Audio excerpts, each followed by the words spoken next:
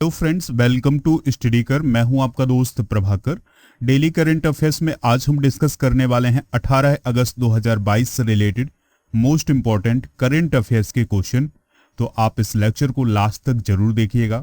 अगर आप चैनल पर नए हैं तो चैनल को सब्सक्राइब कर ले, बेल आइकॉन दबा ले, जिससे आपको समय पर और सबसे पहले नोटिफिकेशन मिल सकेगा। दोस्तों, लास्ट में आपसे कुछ क्वेश्चन पूछे जाएंगे तो उनके आंसर आप कमेंट बॉक्स में जरूर दीजिएगा। पीडीएफ अगर आपको डाउनलोड करना है तो वो मिलेगा आपको हमारे एप्लीकेशन पर। एप्लीकेशन का लिंक नीचे डिस्क्रिप्शन बॉक्स में दिया गया है, तो वहां से डाउनलोड कर सकते हैं या फिर आप गूगल प्ले स्टोर से भी डाउनलोड कर सकते हैं। दोस्तों, गूगल प्ले स्टोर में आपको स्टडी कर सर्च करना है और फिर इसके बाद आप स्टडी मटेरियल पर जाएंगे तो पीडीएफ मिल जाएगा। फ्री टेस्ट पर जाएंगे तो आप किसी भी लेक्चर का टेस्ट दे सकते हैं। तो स्टडी मटेरियल और फ्री टेस्ट के लिए आप एप्लीकेशन को जरूर डाउनलोड करें। और एक और इन्फॉर्मेशन है कि जो जुलाई मंथ का करंट अफेयर्स था, मंथली करंट अफेयर्स, उसका भी पीडीएफ आपको एप्लीकेशन पर मिलेगा, तो इसे भी आप जरूर डाउनलोड करें।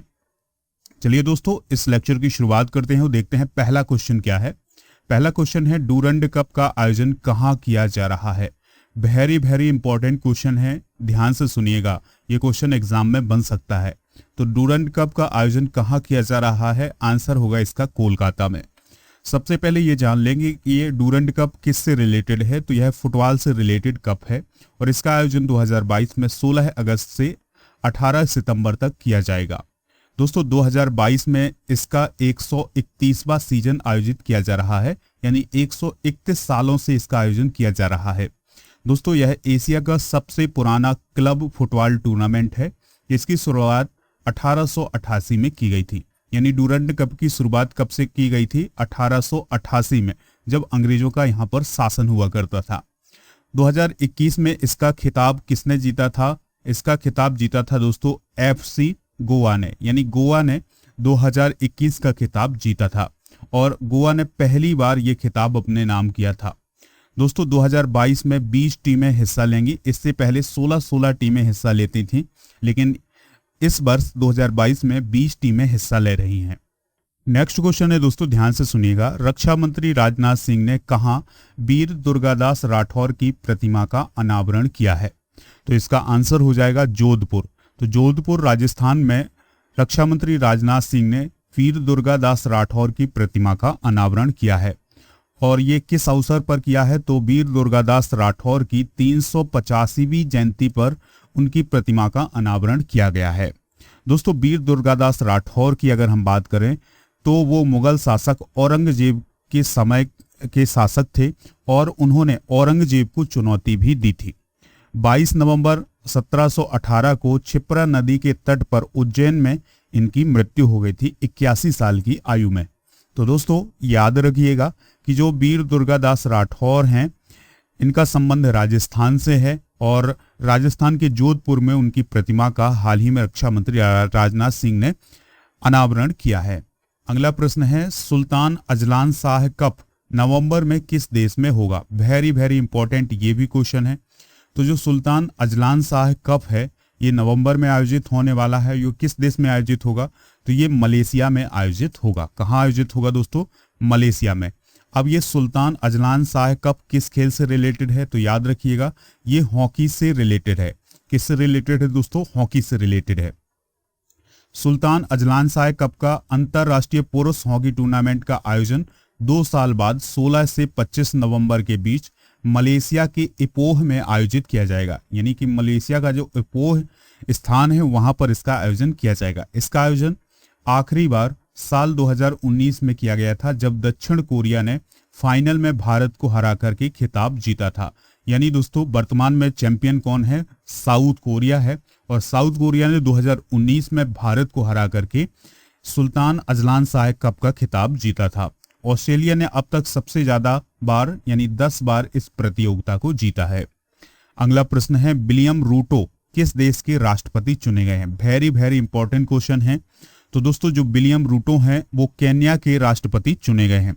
अभी वहां पर राष्ट्रपति चुनाव हुए थे और जो विलियम रूटो हैं उन्होंने जीत हासिल की है।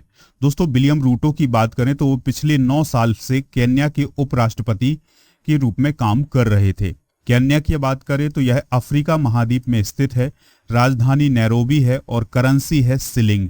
क्या है दोस्तों? करेंसी शिलिंग है। चलिए फ्रेंड्स, नेक्स्ट क्वेश्चन डिस्कस करते हैं, ध्यान से सुनिएगा। ग्राम रक्षा गार्ड योजना 2022 कहां लागू की गई है? इंपॉर्टेंट क्वेश्चन हो जाएगा ये। ग्राम रक्षा गार्ड योजना 2022 कहां लागू की गई है? तो ये लागू की गई है जम्मू कश्मीर में। कहां पर लागू की गई है दोस्तों? जम्मू कश्मीर में। पहले इस योजना को ग्राम रक्षा समिति के नाम से जाना जाता था, जिसमें भारतीय सेना पुलिस द्वारा गांवों के जो स्वयं सेवक हैं उनको प्रशिक्षित किया जाता था। इस योजना के तहत वीडीसी को राइफलें प्रदान की गई हैं और उन्होंने अपने गांव को आतंकवादी हमलों और आतंकवाद से संबंधित गतिविधियों से बचाया है। अब क्या होगा दोस्तों, ध्यान से सुनिएगा।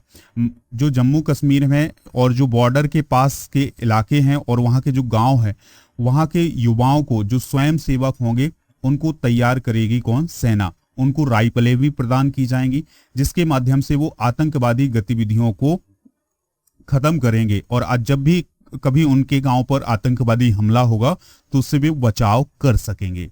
ठीक है, तो ग्राम रक्षा गार्ड योजना कहां पर शुरू की गई है? जम्मू कश्मीर में शुरू की गई है। ठीक है दोस्तों, जम्मू कश्मीर के उपराज्यपाल कौन है? मनोज सिन्हा है।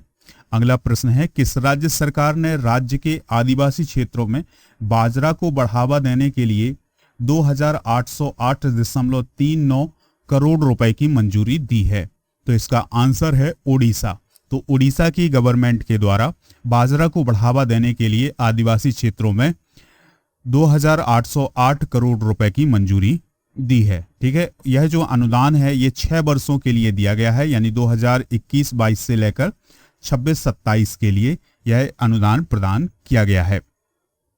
उड़ीसा सरकार के द्वारा 2017 में खेतों और प्लेटों पर बाजरा के पुनरुत्थान के लिए ओडिशा बाजरा मिशन शुरू किया गया था। तो एक पॉइंट और आप नोट कर लीजिएगा कि ओडिशा बाजरा मिशन कब शुरू किया गया था? उड़ीसा में 2017 में किया गया था। नवीन पटनायक जो है यहाँ के चीफ मिनिस्टर हैं, ये पॉइंट भी आप नोट करिएगा। गवर्नर कौन है? गणेशी लाल।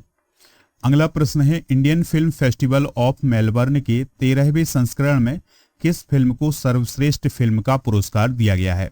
तो दोस्तों, जो Indian film festival of Melbourne है, इसका आयोजन अभी हाल ही में ऑस्ट्रेलिया में किया जा रहा है। तो उसका 13वां संस्करण इस वर्ष आयोजित किया जा रहा है। तो उसमें सर्वश्रेष्ठ फिल्म का अवार्ड 83 को दिया गया है।